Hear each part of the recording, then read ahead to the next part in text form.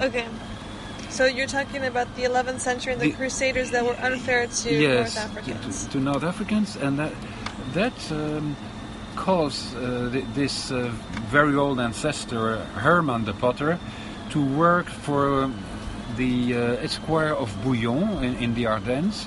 And he discovered there that loading boats was an interesting activity, but it was really providing resources for the first colonial empire. Mm-hmm. So I was intrigued by that, and thinking of Louis de Pottère as a revolutionary hero, I could understand better why revolutions occurred. It was injustice that triggered the Crusades. Thereafter took place a big pandemic with the Black Sickness, the plague. Mm-hmm. There, Roland de Pottère was a hero fighting against the kings and trying to provide food and shelters to poor people. So again, in the spirit of Louis de Pottère, I discovered this heroic Roland in the 16th century. Then further studying my family, I discovered, for example, Armand de Pottère, who was also fighting in France against injustice, and leaving France and going to the USA to take part to the American Revolution. Mm-hmm. Then Louis de Pottère taking part to the French Revolution, the Belgian Revolution, and even going to meet the Greek revolutionaries, the Polish revolutionaries. Then after him came this Franz de Pottère, who started the Flemish movement with a number of heroic de Potters. I was intrigued by that kind of cultural revolutionary hero. And then further the young Jean de Pottère, who was fighting against the German invaders. So I discovered a number of revolutionaries, not forgetting Jan de Pottère in Brussels, who was fighting against the bloodthirsty Duke of Alba. So this became a book. Yeah. But it all started with Louis, who was the most significant hero in my view. And did you already know in the beginning that you had a relationship, a genealogical relationship to Louis de Pottère? No, I encountered a number of experts who told me, Nick, you're never going to succeed in finding relationship between all these heroes. So I said, I'm going to use you as experts to find a relationship. And they started working for me in different cities like Bruges, Oudenaarde, Rennes, Kortrijk, Brussels, Amsterdam, and they've been seeking the links in the archives, the old documents, but also other experts worked for me in seeking the DNA, and we tested 12 to 15 members of my family. 12 were members and 3 were no members. And that helped us also to find the relationships, and that was quite interesting. And what gave you kind of the idea that there might be a relationship? Was it the name similarity? Names, yes. In the ancient times it was Le Potier in Tournai and Mons, for example, or Comines-Warneton, Le Potier, Saint-Omer, Berg in the French Flanders. Then it was de Potter in the Flemish Flanders, Le Pottère in the UK, De Pottère in Amsterdam. So the name changed, but it was the same family. And that was quite interesting for me to study and to find out. Wonderful. And this is obviously quite interesting too, because it shows this link with, in a way, the royal family as well and everything. Yeah, the different royal families. The bourgeoisie of Belgium. So, what was your personal kind of context there? Did you also grow up in that kind of environment, or did you kind of discover that world through the book? No, I grew up in a very conservative environment, and that was quite disturbing in my way of contributing to a modern and a better world. So I decided to study the revolutionary people and characters of my family just in order to change the world and improve it.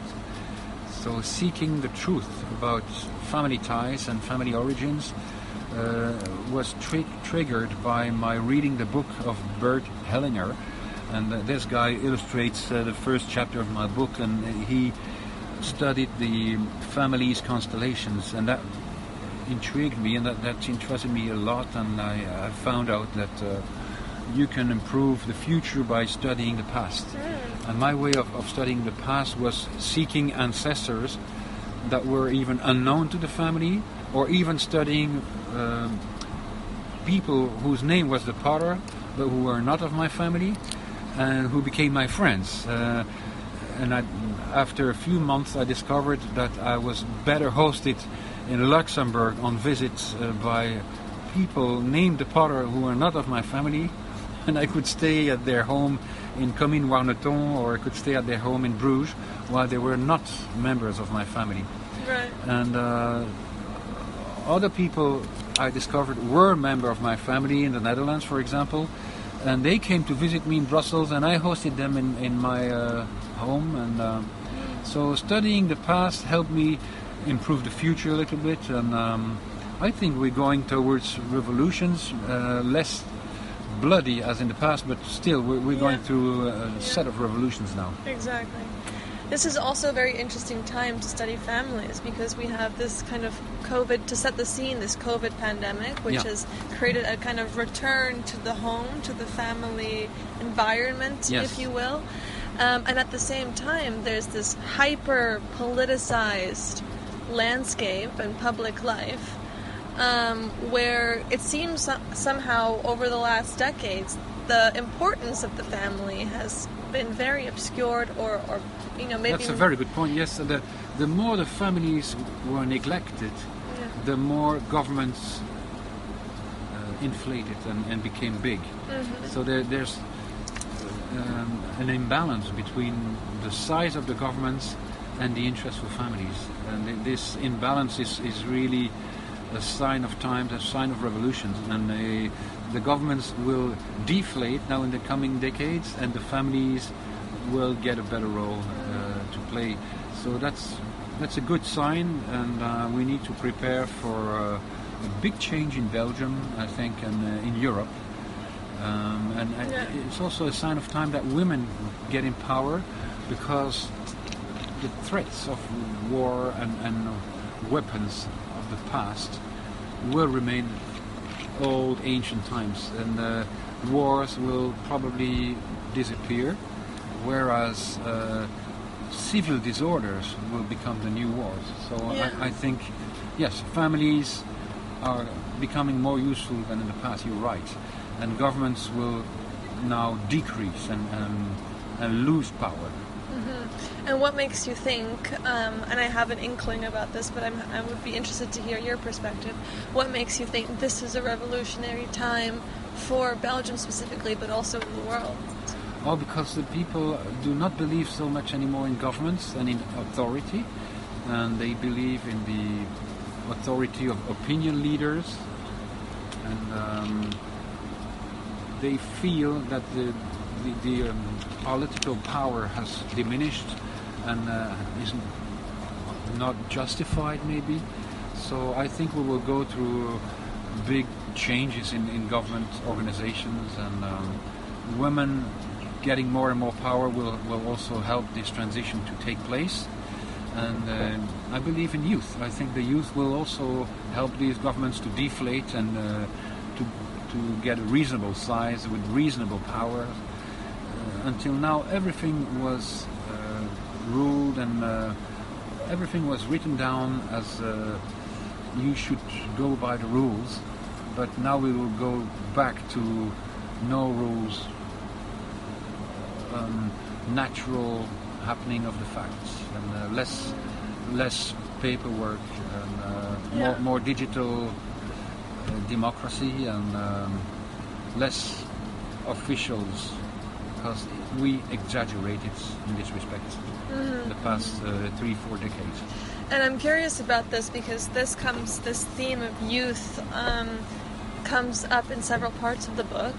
So you have like Louis de Pottère, who has these kind of young rebels that are part of his movement in a way. So what do you think is the importance of youth when you say that the youth needs to take precedence today? When I studied history around the 10th century, I noticed that in studying my family ties, the families were losing 50% of their kids aged between 3 and 15 years. They were dying from all kind of things. So they had like 10 to 12 kids in order to keep 5 or 6. And then people were dying also age 28 until 43. People were dying very early, and kids were dying also massively. So I thought, why was that? And the more the healthcare system developed, the more older people would have their say. But now it's reversing again, and it's a big change in society that young people dying and facing death will have more to say, and women will have their role to play, while the elderly will probably be more inclined to help everybody study history and take the lessons of the past. Right, yeah. So that's why youth will come up again. I mean, yeah, in a way, youth that is faced with climate change, as we see today, Yes. with these fires, with these locust And pandemics. invasions, pandemics, they're living a completely different in a timeline almost, which is what we see with all these students that left schools and were like you know, in the streets. So Exactly. very interesting. So you talked a bit about this, how you explore different ideas, kind of, or links in your family. What was the relationship with your kind of nuclear family as you did this research? Were there resistances to this project? How did they react when you said, I want to study our family history? Yeah, they thought it was useless in the first place, and then I could convince them that it was useful. And there was a lot of resistance in my family circles, and then among friends also. We said, Nick, you're wasting your time, and this is too deep a study, too complicated, too complex for you, etc. But when they saw I took some experts and that it was a teamwork, it all took place and improved. So yes, there was a lot of resistance among not so much my direct nucleus, but among friends and relatives, first, second, third level, third degree. You talk also throughout the book about this, the importance of journalism and the freedom of speech, and it seems like all of these rebels, in a way, have something in particular that holds them together as these historical figures. Yes, all of them were writers or journalists or reporters, investigators. All of them had a diary. All of them, and that really struck me to discover that were a bit like me, willing to give other people a sort of report of their study, of their work and their findings. So I think that's quite an interesting fact in my family. Although our name relates to pottery, they are really rather bookery people, writing books and reports. So yes, that's a good point. I wanted to summarize all their works and add my work. And it's also interesting, again, to see the parallel with today, because today you have, for example, the government of Australia being quite annoyed with the US that, its own police force is targeting its journalists. And, you're having journalists today that are more and more kind of struggling to fight for their right to the freedom of speech and everything. Yes. What's your takeaway from someone like Louis de Pottère on freedom of speech today? Oh, it's not only Louis, but the 10 characters of my book are really were courageous people, and the freedom of the press. It is correct that Louis was one of the leaders in this respect, but across all centuries, freedom of the press is like healthcare. I mean, you have the health of the body and you have the health of the spirit. You need a doctor, you need a physician to keep your health in good condition, but you need a journalist, a reporter or an analyst to keep your spirit awake and in good shape. So I think it is essential nowadays to protect the freedom of speech. And I was approached, when my book was ready, I was approached by the United Nations people, the university people, the arts people like Beaux-Arts. I was approached by a number of people saying, this is a very interesting subject, please develop it with us.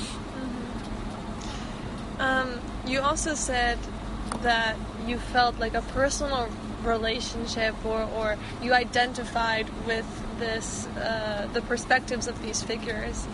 Can you talk a little bit about, your own journey into journalism and writing and your own journey into breaking away from perhaps what could be seen as a static kind of bourgeois upbringing?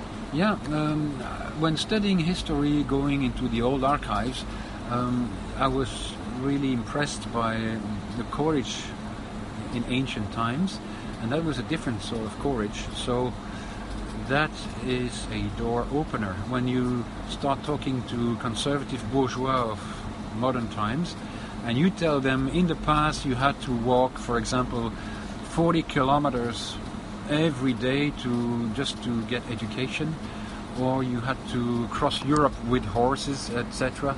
You had terrible sicknesses, dying age 15, etc. So that kind of opened doors when you start talking to modern journalists, to modern conservative people, and that's a way for me to tie the past with the future. My interest goes in changing society, improving society, and if you use modern times arguments to change society, you are stuck, because people can counter your arguments very rapidly, while if you use ancient times arguments or complete futurist time arguments, and if you link the past with the future, you just kill the wrong present. I feel like that's a great ending. Wow, I love that. Is there anything else that you want to talk about? That I think you are personally. I have a lot of admiration for you, because the problem of my book is that I couldn't find any woman, and I needed a heroic woman into my book, and I think I found you as one of the heroes of my book, and you will have an interesting spot into the book, because women nowadays have a lot to say, and of course the wives of these 10 heroes were important, and I would like to ask you to help me discover these wives, because I need to emphasize a little bit the role of these 10 wives. Wonderful. Okay, I think we can end it there then. Pleasure. That was a perfect